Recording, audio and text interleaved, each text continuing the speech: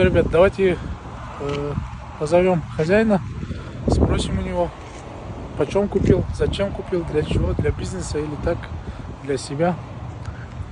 Давайте позовем. Как Парвиз? Можно вас?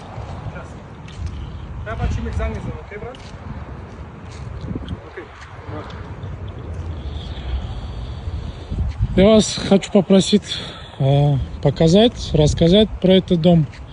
Зачем купили, для чего купили, для бизнеса или для себя? Вот. Кстати, это хороший вопрос.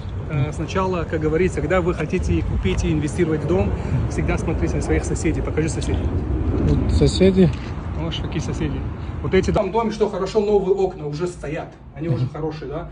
Все, что мне нужно будет сделать здесь, покрасить хорошо стены, убрать палас и поставить полы новые. Новые полы. Новый ламинат. Ламинат, да. Что-нибудь такое, да. Конечно же, поменять вот эту лампочку, поставить хорошую лампочку сюда. Потом здесь у нас хороший, как сказать, living room. Гостевой. Гостевая, да. Поменять, поставить хорошие лампочки, покрасить все, поставить новые полы, сделать красивый камин. Видите, здесь у нас очень хороший камин. Тоже придумать что-нибудь здесь красивое. Ну такое. да, такой с рисунком. С рисунком такой, да. Чисто американский. Да. И что мне понравилось в этом, еще дайте покажу.